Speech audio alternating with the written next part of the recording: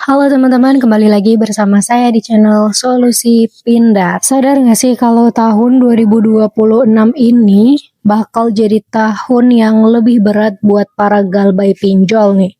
Nah, di sini pertanyaannya, kira-kira lebih beratnya tuh karena apa? Apakah karena DC-nya, atau karena kebijakannya, atau karena aturan baru, atau karena ada hak-hak yang berubah? Entah itu dari hak konsumennya, hak debiturnya, atau hak dari krediturnya. Nah, itu semua akan kita bahas di video kali ini, jadi pastiin kalian menontonnya sampai selesai. Nah, sebenarnya apa sih yang bikin tahun 2026 ini kayak pinjol itu lebih agresif gitu ya? Khususnya buat teman-teman yang galbay di SPayLater, Respinjam, Kredivo, Akulaku gitu ya. Ya, meskipun saya nggak pengen mengkotakkan di keempat itu aja, tetapi emang itu banyak penggunanya ya keempat itu. Dan ini juga akan berlaku di aplikasi-aplikasi lainnya juga. Kayak rasa-rasanya itu penagihan jadi lebih aktif. Padahal sebenarnya kalau mau ditelusuri lebih lanjut, penyebabnya ya paling nggak jauh-jauh dari perubahan strategi masing-masing perusahaan gitu ya dalam mengelola piutang mereka gitu. Dan nggak ada kaitannya sama sekali juga kok tentang perubahan hak-hak debitur. Jadi hak kalian masih tetap sama, DC yang menagih juga masih sama, maksudnya aturannya masih sama ya, tetap nggak boleh intimidasi, ancaman, maki-maki, atau yang barbar, yang agresif kriminal gitu juga nggak boleh gitu. Jadi untuk masalah itunya masih sama aja. Nah, terus apa yang berubah yang bikin kayak seakan-akan mereka itu lebih aktif penagihannya? Nah, mungkin alasan dibalik itu adalah, coba kita lihat dulu dari sisi perusahaannya ya, karena emang di dalam perusahaan pinjaman online itu sendiri, mereka punya tujuan gimana caranya biar bisnisnya itu tetap jalan gitu kan. Dan ada istilah, kalau teman-teman pernah dengar, itu ada yang namanya cash flow gitu ya, harus keluar masuknya uang, yang mungkin bisa saya analogikan seperti ini. Bayangin aja deh, ada warung sembako gitu ya. Nah, setiap hari kan pasti mereka nyetok beras, minyak, telur, gula gitu kan.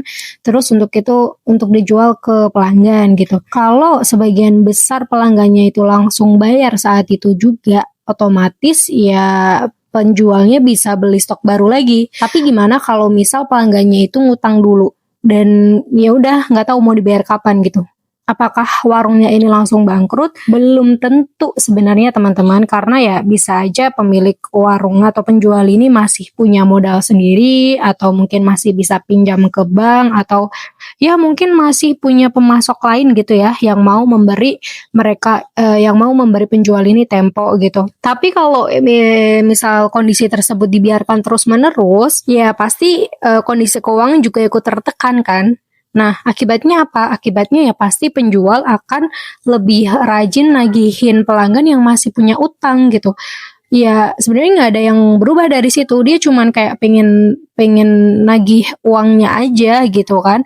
Dia pengen usahanya itu tetap hidup, tetap muter gitu. Nah, kurang lebih kayak gitu yang maksud cash flow di sini tuh. Jadi alasan dibalik mereka ini melakukan penagihan yang intens ya, sangat aktif gitu, lagi agresifnya, ya karena mereka pengen memperbaiki bisnis keuangan mereka dengan cash flow ini gitu. Gimana caranya biar cash flow-nya ini tetap sehat, arus kasnya itu tetap baik dan berjalan secara proporsional. Karena kalau misal nggak ditagih gitu, atau tingkat gagal bayarnya meningkat dan nggak ada penagihan, ya pasti wajar lah kalau misal perusahaan itu lebih serius gitu dalam melakukan tindakan yang lebih nyata. Misal ya kayak mengelola piutang yang belum kembali itu, ya dimintain lagi si nasabah galbaynya ini. Makanya kayak kerasanya itu lebih gencar gitu ya, lebih agresif. Terus apakah semuanya akan didatengin desa ini yang galbay?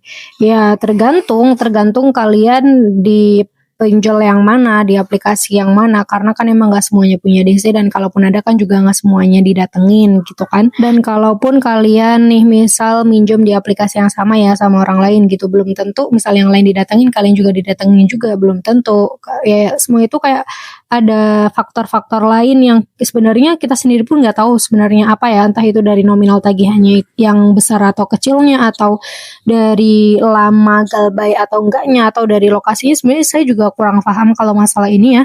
Cuman yang sebenarnya perlu kita highlight lebih lanjut di sini itu adalah bukan itu ya teman-teman, tapi adalah kesiapan mental kaliannya. Karena ketika kalian itu udah siap secara mental ya, sudah kuat gitu, udah tahan banting, udah bersikap bodo amat, pokoknya udah siap deh ngadepin mereka gitu.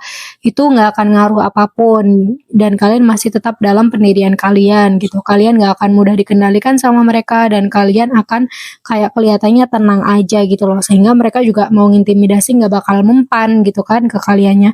Jadi itu yang lebih penting ya teman-teman ya. Dan sekali lagi, kalau emang dirasa 2026 ini berat banget buat para galbay gitu, karena mereka ini banyak melakukan pelagihan, terus banyak melakukan ancaman dan hal-hal yang mengerikan seperti itu, kalian juga harus lebih waspada karena biasanya kejadian yang kayak gini itu akan dijadikan kesempatan buat oknum-oknum penipuan teman-teman. Ya, karena takutnya misal nanti ada yang nawarin jasa hapus piutang ke kalian atau ngapus data disli gitu, atau jasa yang punya orang dalam, ntar utang kalian bisa cepat selesai, bisa jasa biar bisa ngentiin DC. Nah kayak gitu-gitu loh teman-teman. Itu kalau bisa kalian ketika dihadapkan dengan situasi seperti itu, jangan direspon, biarin aja ya, karena itu nggak mungkin teman-teman dengan kita bisa menghapus utang dengan semudah itu hanya dengan membayar jasa. Kalau misalnya pasti udah banyak orang yang udah lunas dong sekarang gitu kan, tapi kan nyatanya enggak, itu hanya penipuan aja teman-teman ya. Jadi hati-hati banget sama orang yang ngejual jasa konsultasi pinjol kayak gini. Udah pokoknya kalian fokus aja buat nyari penghasilannya, nggak usah terlalu dipikirin hal-hal yang mungkin belum terjadi, pikiran-pikiran buruk, OVT-OVT-nya itu tentang DC atau tentang gimana cara ngelunasin utangnya kok nggak selesai-selesai gitu ya. Pokoknya jangan terlalu diforsir energinya untuk memikirkan hal-hal yang nggak perlu gitu. Kalian cukup fokus kerja aja, pelan-pelan ningkatin penghasilannya, minta support dari keluarga, dari orang-orang terdekat, kalau bisa terbuka sama mereka teman-teman, karena biar nggak makin tertekan gitu ya, biar bebannya juga nggak makin berat. Dan jangan lupa minta tolong, berdoa, pokoknya siang malam lah ya ke Allah Subhanahu wa Ta'ala gitu ya. Oke, mungkin cukup sekian video kali ini, semoga bermanfaat dan sampai jumpa di video selanjutnya.